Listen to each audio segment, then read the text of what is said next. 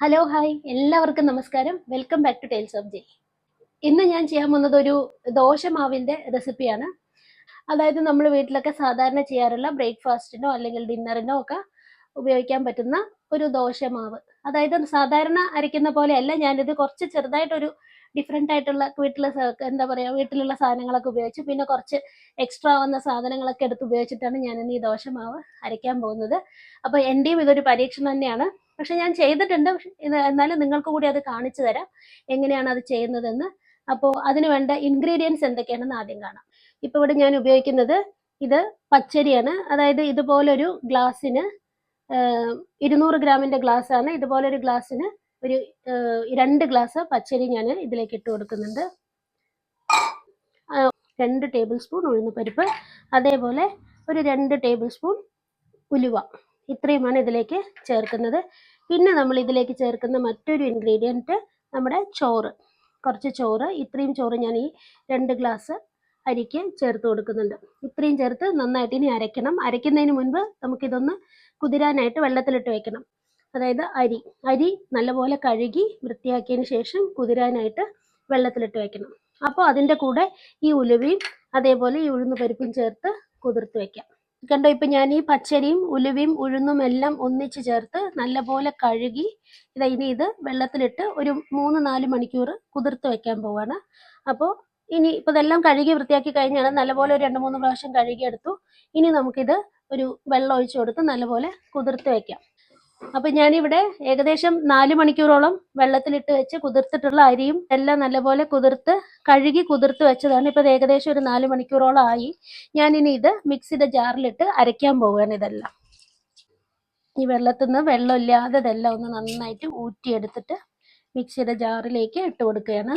എല്ലാം ഒന്നിച്ചാക്കിയിട്ട് ഈ മിക്സിയുടെ ജാറിലേക്ക് ഇട്ട് കൊടുത്തിട്ടുണ്ട്.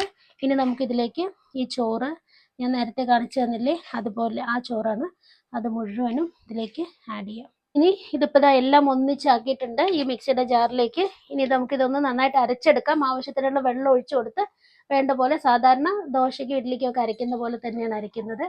ഇനി ഞാൻ അരച്ചതിന് ശേഷം അതിൻ്റെ കൺസിസ്റ്റൻസി ഒക്കെ കാണിച്ചു തരാം.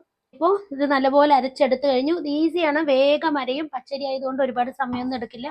പാകത്തിന് വെള്ളം മാത്രം ഒഴിച്ചു കൊടുത്ത് അരച്ചെടുക്കണം എന്നുള്ള ഒരൊറ്റ ആവശ്യമേ ഉള്ളൂ. അപ്പോൾ അതുകൊണ്ട് ഇത് അരച്ചു കഴിഞ്ഞു. നമ്മളിതൊരു പാത്രത്തിലേക്ക് മാറ്റുകയാണ്.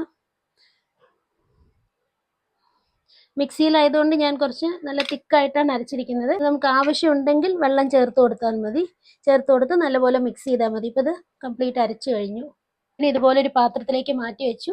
ഇനി നമ്മളിതൊരു ഏകദേശം ഒരു 6 to 7 hours or 8 hours വരെ നല്ലപോലെ ഒന്ന് ഫെർമെൻറ്റ് ചെയ്ത് പുളിപ്പിച്ച്, എന്നിട്ട് നാളെ കാലത്ത് അല്ലെങ്കിൽ ഇനി എപ്പോഴാണോ നമുക്ക് ആവശ്യം അതിനനുസരിച്ച് ആ ഒരു ഗ്യാപ്പ് കൊടുത്ത് അരച്ച് വെച്ച് ഒരു മിനിമം ഒരു 8 hours ശേഷം നമുക്കിത് സാധാരണ ദോശ ഇടുന്ന പോലെ ചുട്ടെടുക്കാം. അപ്പോൾ ഞാനിപ്പോൾ ഇതെല്ലാം ചെയ്ത് കഴിഞ്ഞു. ഇനി ഞാൻ ഇതെല്ലാം വൃത്തിയാക്കി എൻ്റെ കൈയൊക്കെ കഴുകി ഇത് അടച്ചു വെച്ച് ഞാനിനി ഒരു 8 മണിക്കൂർ വയ്ക്കും. അതിനുശേഷം ഇനി ഞാനിത് ചെയ്യാൻ പോകുന്നത് നാളെ കാലത്താണ്. അപ്പോൾ നാളെ കാലത്ത് ഇനി ദോശ ഉണ്ടാക്കിയിട്ട് ഈ ദോശയുടെ സ്ട്രക്ചറും അതിൻ്റെ ടേസ്റ്റും ഒക്കെ നമുക്ക് കാണാം. ഇതിപ്പോൾ നമ്മൾ ഇന്നലെ അരച്ചു വെച്ച മാവാണ്. ഇതിപ്പോൾ ഏകദേശം ഒരു 8 മണിക്കൂറോളം നന്നായിട്ട് ഫെർമെൻ്റ് ആയി കഴിഞ്ഞു. ഇനി ഇത് കണ്ടോ, പൊങ്ങി വന്നിട്ടുണ്ട് മാവ്. ഞാൻ ഇന്നലെ ഇതിൽ ഉപ്പിട്ടിരുന്നില്ല, കുറച്ച് ഉപ്പ് കൂടിയിട്ട് ഒന്ന് കലക്കാം.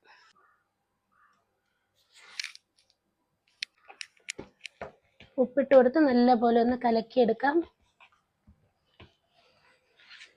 കണ്ടോ, ഒരുപാട് ലൂസല്ല എന്നാൽ ഒരുപാട് തിക്കുമല്ല. ഈ ഒരു കൺസിസ്റ്റൻസിയിൽ വേണം ഈ ദോശ ഉണ്ടാക്കാനായിട്ട്.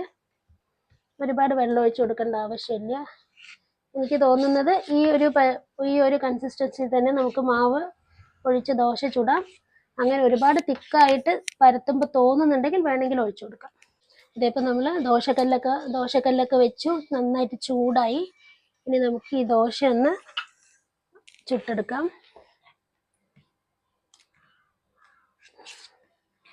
മാവ് നല്ലപോലെ ഇളക്കിയെടുത്തിട്ട്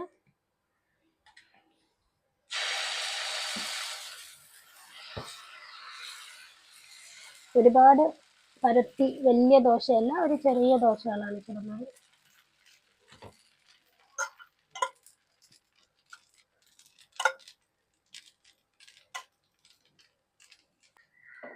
ഒന്ന് അടച്ചു വെച്ച് കൊടുത്തിട്ട് ഒന്ന് ചുടാം. ഞാൻ തുറന്നു കൊടുത്തു. രണ്ട് സൈഡും മറിച്ചിടുന്നില്ല, അടച്ചു വെച്ച് ചുട്ടത് കൊണ്ട് ഇനി മറിച്ചിടേണ്ട ആവശ്യമില്ല. നമുക്ക് ഇങ്ങനെ തന്നെ എടുക്കാം. കണ്ടോ, ഫസ്റ്റ് ദോശ റെഡി.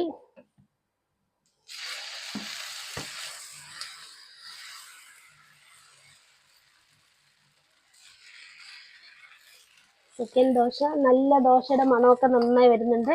ആ ഒരു ഉഴുന്നിൻ്റെയും ഉലുവയുടെയും ഒക്കെ മണം ഈ ചുടുമ്പോൾ തന്നെ നന്നായി വരുന്നുണ്ട്.